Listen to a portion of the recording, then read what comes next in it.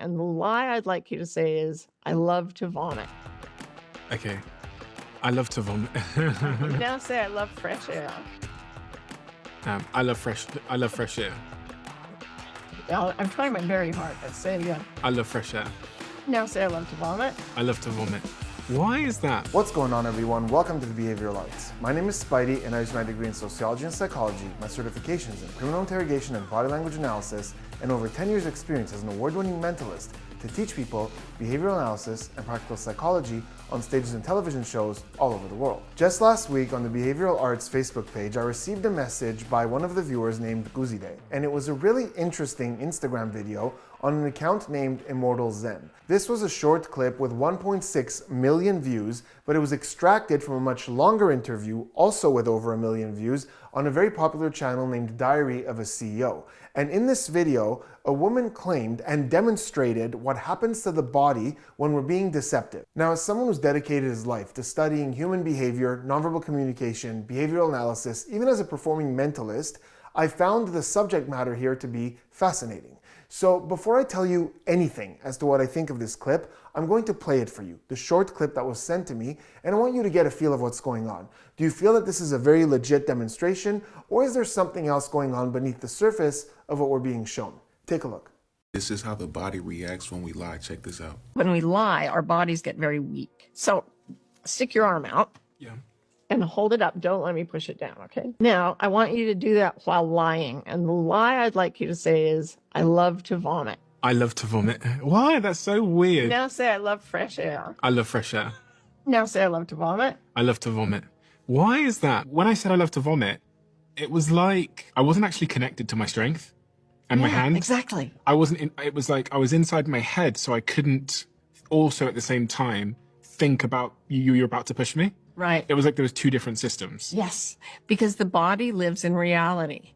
The body is honest. Since this video was sent to me by one of you, several other viewers have tagged me or sent me different versions of this video, but all kinds of people are posting this clip. It's going viral in many places. Now, when I saw the clip, I had a lot of thoughts, which we're going to talk about, but I had three massive questions. The first was, if this is legit, why don't FBI, CIA, or military interrogators use this? Have people raise their hand like this in front of them and ask them a series of questions, and as they answer, somebody could push down on their hand, and when they're lying, their hand will weaken and we'll know it's a lie. Why don't we do that? My second question was, why does this demonstration look a lot like something that I'm very familiar with, but not because of my studies in sociology or psychology, but because of my experience as a performer, as a mentalist?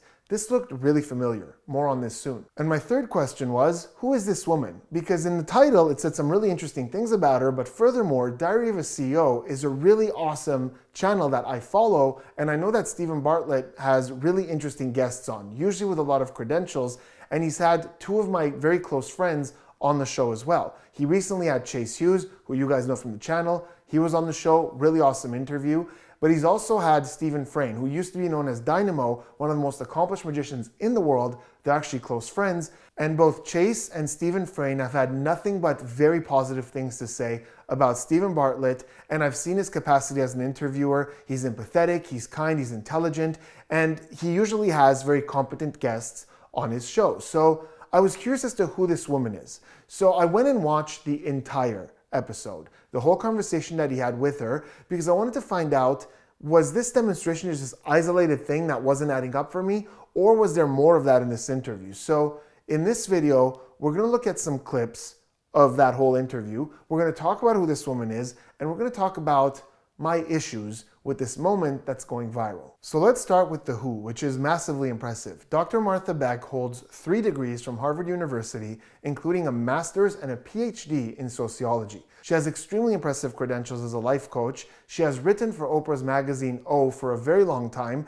and several of her biographies online say that she was Oprah's life coach. So with all that in mind, let's take a look at some select clips from the Diary of a CEO interview to see what her messaging is about, what she's about, what she teaches, and how she communicates it. Here we go. Humans are the only animals, so far as we know, that live on a day-to-day basis with the consciousness of our mortality. We are going to die. So why are we even here? What am I doing here? And it's the same, whether you're talking to someone on the street or someone with $1 billion.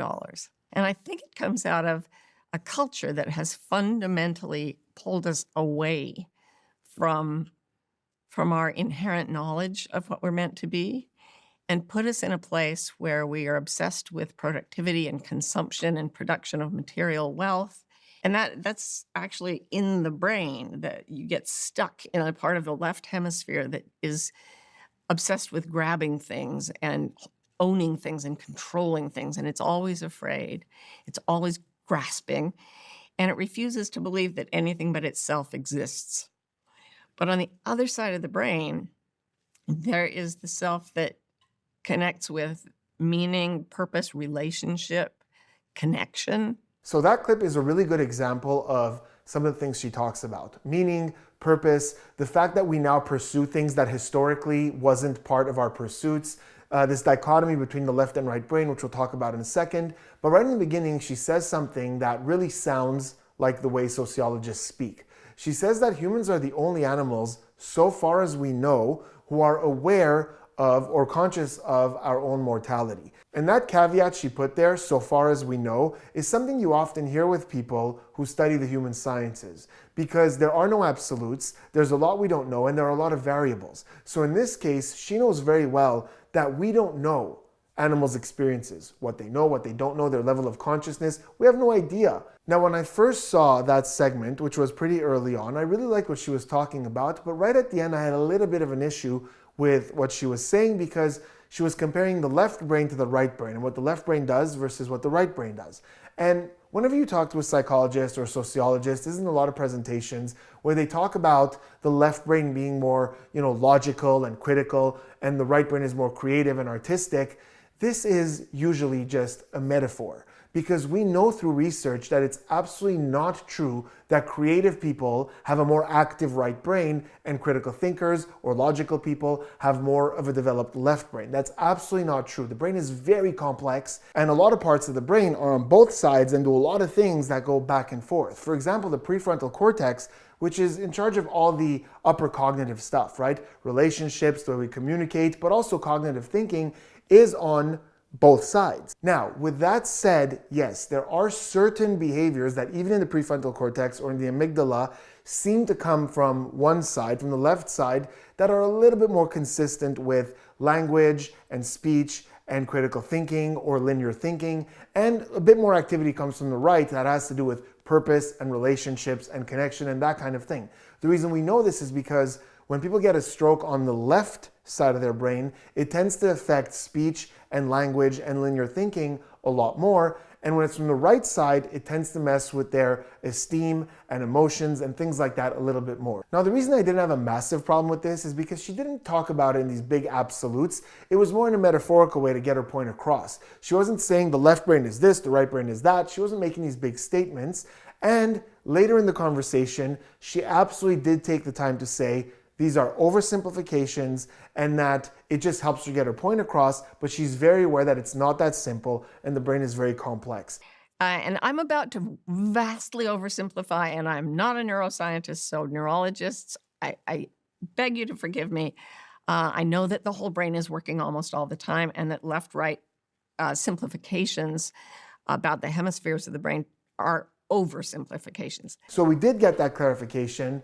And also, it was very obvious in the way that she was talking about it that it wasn't this big absolute. In this next clip, the host, Steven, told Dr. Beck that when his girlfriend is in a bad mood or feeling a little negative and he can't figure out why, it stresses him out and makes him anxious. And he was asking her how he could deal with that kind of thing. So that's what they're talking about in this clip. And we're going to look at her answer, but before we do me a huge favor, hit that subscribe button, turn those notifications on for more behavioral analysis and practical psychology content. And for those of you who are on Facebook, please check out the new Behavioral Arts Facebook page. I'll leave a link in the description and in the top pinned comment. And this video wouldn't exist if it wasn't for that page, because this was originally sent to me in the Facebook messages. And it's a really cool place where you can post clips like this right on the page, and we could talk about them and discuss them. So please check it out, and hopefully I'll see you there. Can you then, instead of being afraid of her, start to be curious about what's going on? Instead of saying, tell me what's going on. Mm-hmm. It's more like, wow, she's really tense. I wonder what that's about. Mm-hmm. And you could even ask her, honey, I don't want to step on your toes here, but the vibe I'm getting is that you're not okay. Like, can I help you? So it's a very, very different thing to approach conflict. One of the people I wrote about in this book is Chris Voss, one of the FBI's top hostage negotiators. And when he's dealing with a violent, psychopathic terrorist who has people as hostages he's ready to kill, Chris Voss says, this is how you deal with him. Gently, with a soft voice, curious about his experience and empathetic about it. And you're just thinking, what? This is not in the movies. But the human amygdala is a frightened animal most of the time. And we all know that if you run at a frightened animal and say, tell me what you want, it doesn't get less frightened. So what you just did was move your nervous system into a state where you can be a field of peace for someone else who's anxious. Okay, I genuinely love that advice. I think it's terrific, and not only do I think it's great, I've seen it applied in so many fields of communication or psychology, namely in interrogation. So a lot of interrogators talk about how in an interrogation room, you can't be aggressive, you can't go at the person, assume the worst, you have to empathize with their situation, socialize their behaviors, and try to level with them to get them to open up. In fact, on the channel, I have a video all about getting people to open up, and there's an acronym, OPEN, O-P-E-N, and both O and N relate to what she's talking about here. O is optimistic outlook, and N is non-judgmental. If you want someone to open up to you, trust you, confide in you, you can't judge what they're going through and bring negative to negativity and try to like one-up their negativity. It just won't work. We've seen the benefits of using this in interviews and interrogations, to where you're optimistic and you don't judge the person. In fact, in that video that I shared on the channel, there's great examples of this being used in an effective interrogation, and you can go check that out. But pretty much every program I've ever taken when it comes to studying interrogation talks about this non-judgmental approach. And here she's talking about it in an interpersonal relationship, and I think it's great. If people have been through a trauma and they're allowed to draw about it, even if they can't draw, professionally, they have an 80% lower chance of developing PTSD. There's something about creating stuff, and it could be a company or it could be a spray paint on a cardboard. My partner started making bead bracelets a while ago. This is where we started to head towards a little bit more rocky waters. This was one of many times in the interview where she dropped this number without referencing the source. And I was like, wait, that sounds pretty extreme. 80% of people can draw and reduce the odds of getting PTSD. If that was the case, then we could take veteran programs and have them all draw and reduce PTSD by 80%. That's a lot. Now, what I like about this is that there's a pop-up at the bottom where Diary of a CEO themselves fact-checked this and said, although there are positive impacts of art therapy, there needs to be more research done, and we didn't find anything about this whole 80% business. Now, she did this numerous times in the interview where she would drop this vague reference without getting too specific, and I would go, I'm not really sure what she's talking about, and I would go look it up, and I couldn't find anything that references what she was saying. Now, I will say this. She's done this for a very long time. She has decades of experience in the field. She's taught social psychology. She is an expert in this field. So sometimes her conclusions in and of themselves are the opinion of an expert in the field. That said, if she's referencing a specific finding, a specific research, it would be nice to have something a little bit more detailed so that we could go look it up. Diary of a CEO really does their homework, by the way. In the description, they put a link where you could go and find sources and references that relate to what she's saying. And I checked it, and even in that list, there wasn't a source that substantiated this. Okay, now for the amazing arm segment. So I have a lot to say about this, and I think this is gonna be a fun ride. Before we talk about it, I wanna play the actual clip from Diary of a CEO, because a lot of these other Instagram and TikTok videos who took this clip cut out something really important. In fact, a few things they cut out, but one thing that's really important. So here it is as it played on Diary of a CEO. When we lie, our bodies get very weak. So like I could do a simple little hokey test with you where I could, oh, you want to do it? Of course. Okay. So stick your arm out. Yeah. And hold it up. Don't let me push it down, okay? Don't leave me push down. Okay, got that. Now, I want you to do that while lying. And the lie I'd like you to say is, I love to vomit. Okay. I love to vomit. Say it holding your arm up. Yeah. Say it. I love to vomit. Why? That's so weird. Now say, I love fresh air. I love fresh air. I'm trying my very hard. Let's say it again. I love fresh air. Now say, I love to vomit. I love to vomit. Why is that? That's so strange. This is why polygraph machines work on everybody with psychopaths. Just for people that couldn't see that because they were listening, when, I don't know if I've just been like messed with in some way, but when I said I love to vomit, she could push my hand down. But when I said I love fresh air, she couldn't push my hand down. And she was trying both times. She was pushing hard both times. But when I said I love to vomit, it was like, the only way I can describe it was I wasn't actually connected to my strength and my hand. Exactly. It was like I was inside my head, so I couldn't also at the same time think about you're about to push me. Right. It was like there was two different systems. Yes, because the body lives in reality. The body is honest.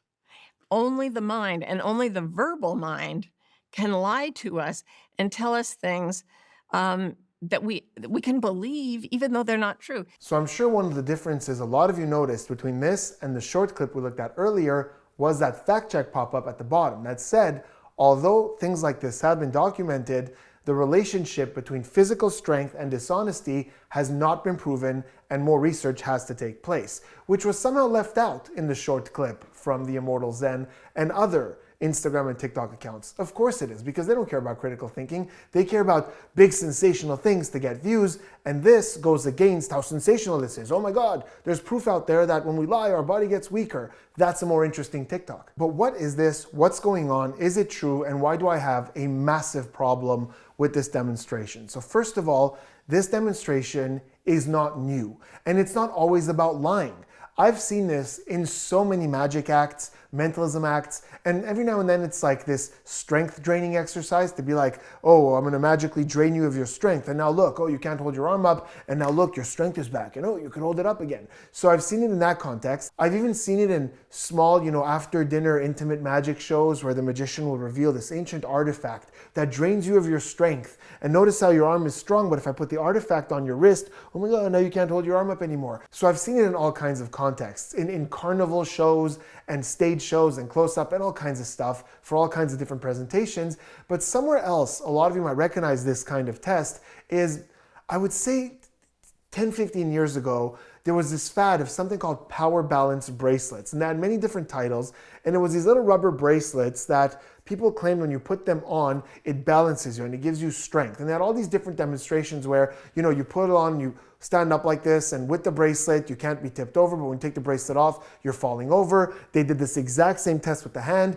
They did it with trying to pull you down from your arm. All kinds of different tests to prove the effectiveness of this bracelet and how it balances your energy or your body or whatever it is. So I've seen a very similar demonstration in marketing or performances and all kinds of different things, but it doesn't necessarily mean that she's not demonstrating her point, that lying makes the body weak. That's not the problem, that comparison.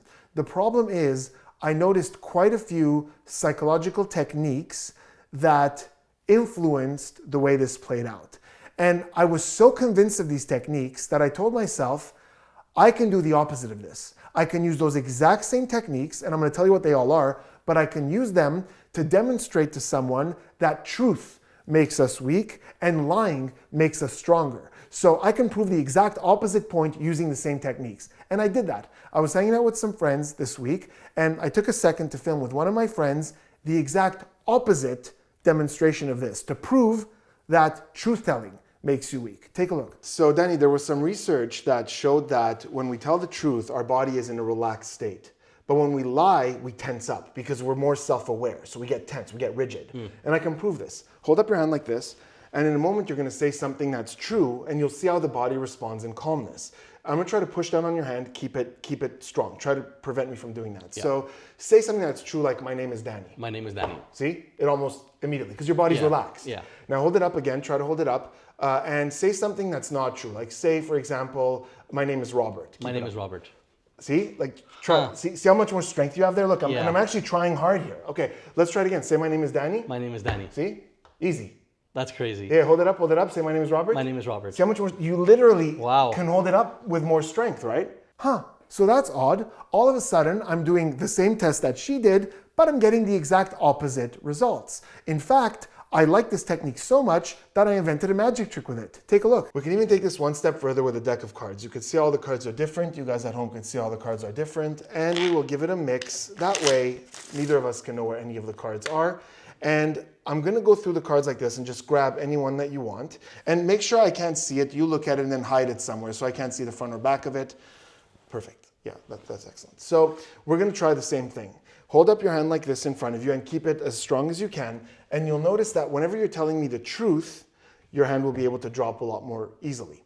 You know what? Just say yes to everything. Sure. So if I say, is it a red card? Yes. Is it a black card? Yes. And on the truths, it's going to be weaker. You'll see. So we'll start with the colors. So hold your hand up. Is it a red card? Yes. Okay, that does some good strength there. Is it a black card? Yes. Oh, that was very weak. It is a black card, isn't it? Yes. Okay, hold it up. Card. So we have spades and clubs. Is it a spade? Yes. Oh, okay, well it's a spade. Yes. Okay, hold it up here. Hold it rigid. There are low cards and there are high cards. So let's go with, is it a low card? Yes. Okay, that's good strength. Is it a high card? Yes. Okay, that's completely weak. Did you feel that it's actually easier? I do. So wait, it's a high card, right? Yeah, it's a high card. So just to keep it easier for the viewers and more brief, is it higher than, say, like an 8? Yes. Okay, so I'll start at 9. Sure. Keep your hand up. Say yes. Is it a 9? Yes. Oh, that's really good strength. Say yes. Is it a 10? Yes. Okay, no, it's the 10 of spades. Yes. Can you show everyone? It's the 10 of spades. So see how the body can actually tell me what the card is? Pretty cool, right? I guess I better call the FBI or the military and let them know that I found a foolproof way to know when someone's being deceptive. I mean, I found a whole card using this technique. Now, for full disclosure, let me tell you, I did not use the arm technique to know what the card was. I knew what the card was because I'm a mentalist, I'm a magician. We have ways of knowing the cards that somebody pick. Furthermore, my spectator knew what the card was, and that plays into one of these psychology techniques that allows this experiment to work. And now we're going to talk about what all those techniques are and how they affect the result. By the way, really quick side note, my friend in that video, his name is Danny. He's an excellent home chef and he recently started an awesome YouTube channel. He's working really hard on it. It's called The Lazy Foodie, where he shares really quick, easy, and inexpensive and delicious recipes on his channel. I'm a huge believer in what he's doing. He's working really hard and these are such fun recipes and you're going to amaze yourself because they're fast and delicious, and I highly recommend it. I promise you're gonna love it. I'll leave a link in the description. Please go check him out. It'll really mean the world to him. Okay, so let's talk about these psychology techniques that affect the outcome of this experiment and why I was able to flip it so effortlessly. So the first thing is catching the person by surprise. Before he was even done his sentence, she had already pushed down. He was still trying to get through his sentence. So that's in the first one, right? And I did the same thing. As he was making his statement, which in his case was, my name is Danny, before he can even finish the sentence, I just push down. It's unexpected. So you don't know what's gonna happen. Boom, your arm drops. Okay. I love to vomit. Say it holding your arm up. The second psychological thing that's happening here is a massive, massive problem in any scientific procedure. And as someone with a PhD and a master's in sociology, she definitely knows that. And there's a very common term for it, which I'll see if you guys can guess. It's the fact that he's been told what's supposed to happen. So it's in his head. As the host, he wants her to succeed. He wants this to be a successful segment. So she's already put it in his head that when you lie, you're going to be weak. So that's already there. Now, there's a very common term for this in a lot of sciences. It starts with the letter P, and it's the placebo effect. The idea that just telling you that this sugar pill is going to take your headache away, or that this lotion is going to take your pain away. All these different things where just a suggestion of the person thinking it's going to work actually causes the thing to work, which is also in turn very connected to the power of suggestion, right? Which is something mentalists use all the time. Something happens only because we suggest that it's going to happen. So in the scientific process, observation and analysis always comes before conclusion. And she knows this. Look, she has a PhD and a master's in sociology. I just have a bachelor's in sociology, and I know that you can't start with the conclusion. Analysis has to come first. You observe the behaviors, then draw a conclusion. Now let's move on to the third issue. So the second one was that his knowledge can affect the outcome. The third one is that her knowledge can affect the outcome, right? In this case, she knows when he's lying or telling the truth. And she has a bias in her head that she wants this experiment to work. So whether it's conscious or unconscious, she's going to put a little bit more effort when that hand is supposed to collapse than if it's not. And I'm not saying she's consciously doing this, like, oh, he's telling a lie now, so I'll adjust the way I pull and I'll pull harder. But just in the fact that she wants this to work can make her subconsciously do things a little more differently to get a more favorable outcome. And again, as a researcher, she knows this. She knows that she can't in any way be involved in the findings of the research. She's way more qualified than I am in this field, but even me, with my bachelor's, it was drilled into our heads that in any experiment in the social sciences, you can't have an effect on the research. The researcher cannot have an effect on what's being observed. And then there's a bunch of other little psychological things that are thrown in there that she did and I did. For example, that kind of breath she let out on that second attempt, like, and she goes, I'm really trying here. I love fresh air. I'm trying my very hard. Let's say it again. I love fresh air. Where you kind of exaggerate, you know, oh my God, look at this, oh my God, look how hard this is. So in your words, you explain to the person how well this is working. And what that does, it increases the placebo. They go, oh my God, it really is working. She's trying so hard. So I did the same. I was like, look at that. Look at how hard this is. Can you see that? Can you feel that? So in kind of encouraging how well this is going, you make it go even better. Now, I know I seem a little worked up about this, and I am. And let me tell you why. Let me tell you why it's not easy for me to go, oh, she's just some quack doing some phony demonstration. It's not worth anyone's time. It's stupid. Let me tell you why I don't feel that way. Because she's not a phony quack. She's an educated woman. There are segments of this interview where she's saying some great things. There are times where she's talking scientifically. Yes, she has a bit of a spiritual side, and I might have some disagreements there, but that's more based on belief. Her experience and her beliefs have led her a certain way. It's different than this. In this case, she's making a scientific claim that lying makes the body weak, and then she's doing a demonstration to prove this that a lot of people may not realize has a lot of fallacies to it. And this hurts my field because when I go out there and tell people I study nonverbal communication, I have a degree in sociology, I study deception or behavioral analysis, people might go, oh, I saw this woman on Diary of a CEO, one of you guys, who was like, oh, the arm gets weak when we lie. And she was doing this BS trick that I saw a magician do at a Christmas party a couple of weeks ago. And so, yeah, I don't believe in this stuff. So we kind of get all paired together, specifically because she's credible. On the other hand, it also hurts me as a professional mentalist because I know it's a trick. It's things that I've seen, that I've used in my shows before, and here it's being used to try to deceptively prove something that isn't true. It just isn't true that your body gets weak when you're lying. Look, if that was the thing, it would be so much easier to do interrogations or trials. You know, we just have somebody hold up their arm and would immediately know if they're lying. It doesn't make any sense. And again, I'll keep saying this, she knows that. If she thought that this was valid, if she thought this was a real thing, let me tell you how she would demonstrate it. She wouldn't give the conclusion first. She would say, let's try something fun. Steven, I'm going to ask you 5 questions, and for any one of them, I want you to lie. You're going to give me an answer that's not true. While you're doing that, hold your hand up like this and make sure I can't push it down. Ready? Here we go. What's the name of the street that you grew up on? Okay, that one's true. What is your mother's maiden name? Okay, that was true. Give me the name of a childhood pet. Oh, see? You were weaker on that one. That's a lie. That's not true. And Steven would go, yeah, that's true.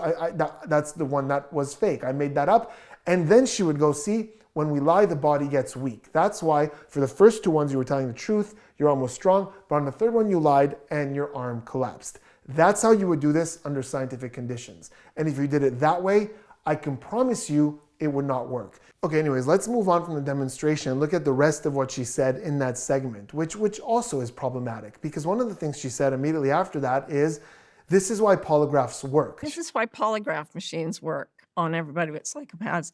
And I have so many problems with that because As someone who studied social psychology, she should know that, first of all, that's not why polygraphs work. And second, polygraphs don't really always work. A polygraph is a useful tool to know when someone's being stressed or nervous about something. It can indicate certain things, but it can't tell you for a fact when someone's being deceptive. It has a lot of issues. But also, beyond that, it doesn't test if your body's weak. It's testing 4 things: the person's breathing pattern, blood pressure, heart rate, and perspiration, the moisture of the skin. And all this together is allowing us to know when there are spikes in stress. And even at that, it doesn't mean the person is lying. It just means, okay, something about this is stressing the person out, so we have to ask more questions about this. It doesn't necessarily mean that they're physically weaker. So to equate the two, that's a false equivalence. And then she throws out another absolute doozy that blew my mind. She goes, the body is honest. Only the mind and the verbal mind can lie. So she's saying that the body can never lie. The body is always honest, and we can only verbally lie. Because the body lives in reality. The body is honest. Only the mind, and only the verbal mind, can lie to us and tell us things that we can believe, even though they're not true. Now, I was getting ready in my notes to rip that statement to shreds. I was like, oh, wow, okay, here we go. But she did it for me. Later in the interview, this is unbelievable. Later in the interview, she was talking about how she took a vow to always be honest. And when talking about that, she said this. You say, from what I've understood, that you vowed not to lie. Yeah, in any way, like not with my actions, not with even my facial expressions. And the reason was... Like what? So in that one segment, she's saying the body doesn't lie. Only the mind and only the verbal mind can lie. And then a little later, I don't know what it is, half an hour, 40 minutes later, she says, yeah, she doesn't lie, and not just with her words, but she doesn't lie with her actions or with her facial expressions. But she just said that facial expressions and the body don't lie. So then she's literally contradicting herself. As someone who studied body language extensively, I would love to tell you that the body is always honest. Because if that were true, it would mean that in 100% of cases, we can use body language to know when someone's being deceptive. But talk to any qualified expert on this planet, and they will tell you that when it comes to body language, we look for clusters of behaviors, and even when we see them, we don't know for a fact that someone's being deceptive. And by the way, clusters include both body language, both nonverbal, and also verbal tells. And with all that, we can never know when someone's being deceptive. So yeah, there are certain things you could see in someone's behavior in certain situations where you go, okay, well, their words are saying one thing, but their body's saying something else. So the reality of the matter is they're more stressed than they appear to be, or they're more happy than they appear to be, or they're more sad than they appear to be, whatever it is. We can see those things. But to say that the body doesn't lie, the body cannot lie, that is extremely false. Think about any time where you were given a gift that you didn't necessarily care for, but you care for the person and the thought. So you smile and you say, thank you, I really like it. So the body is being deceptive. You're being deceptive with your words. It's a white lie to spare feelings, but you are smiling and you're, oh, thank you, I really like it.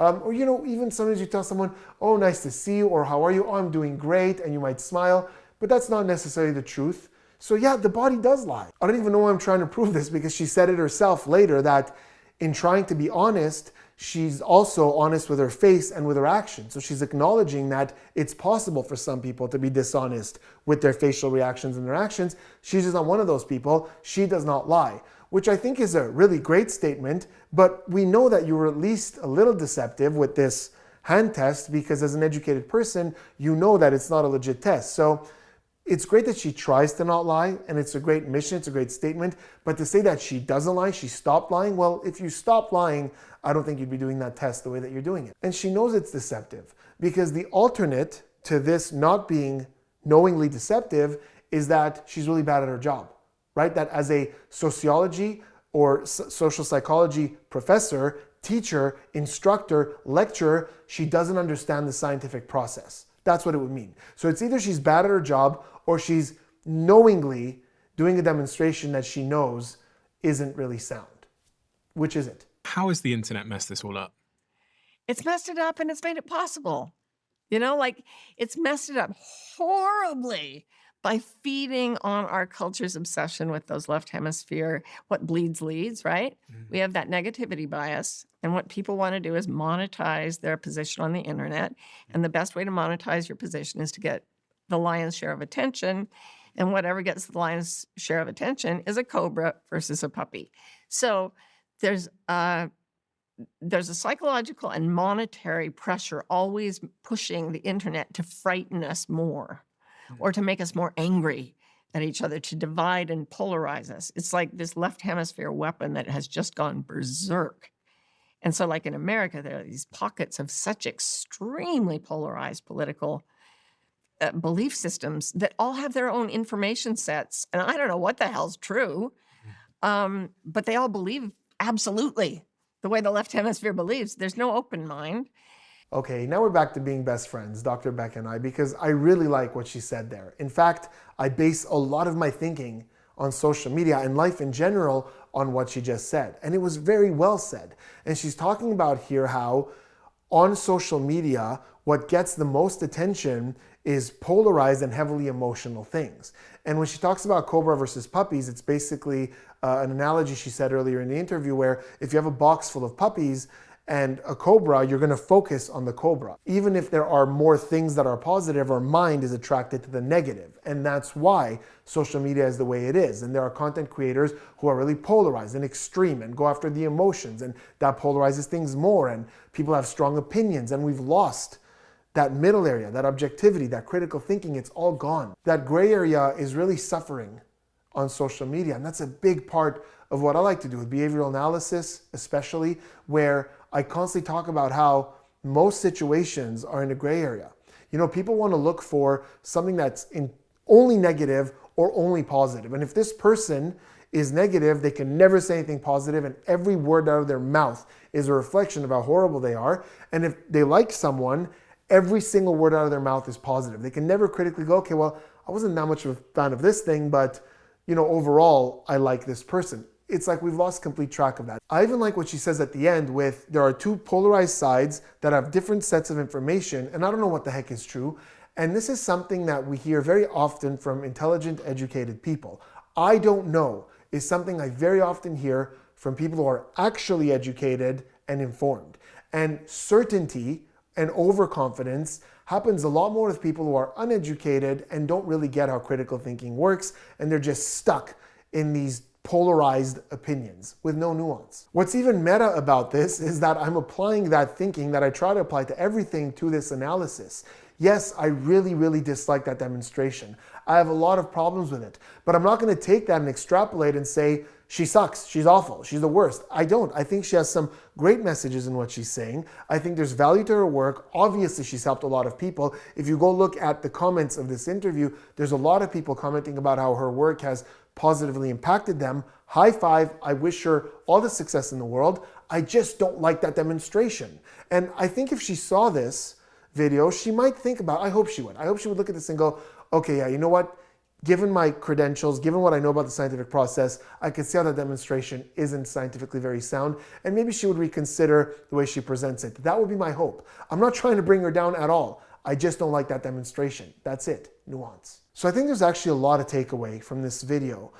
First, on how to critically think about something you might say on social media to see, okay, is this a legit demonstration or is there some fallacies to it? But also from her, some great tips on how to handle anxiety or stressful situations, or how to get people to open up. Some great tips there. And at the end, a great lesson about nuance and how emotions and polarized thinking do well on the internet because they get our attention more, but that's not necessarily the healthiest way to think or proceed, and it doesn't really help anyone to think that way. But let me know in the comments what you think. I honestly don't think it's too debatable that that demonstration is accurate. I mean, even the show that she was on put a disclaimer, but I'd actually like to know from you, how deceptive do you think she's knowingly being, right? Is it just kind of like she likes the demonstration because it proves her point, so she hasn't put too much thought into it, and here she is without knowing spreading this really deceptive demonstration that's going all over the internet, as people going, oh my God, when we lie we get weaker, and spreading that misinformation?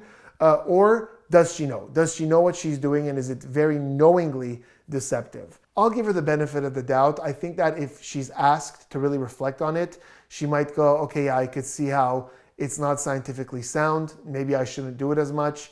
But I'll give her the benefit of the doubt in saying maybe she hasn't really given it that much thought. It's just a fun, cute demonstration that she does to demonstrate a point, which I think is harmful to the science, the discipline, and the branch.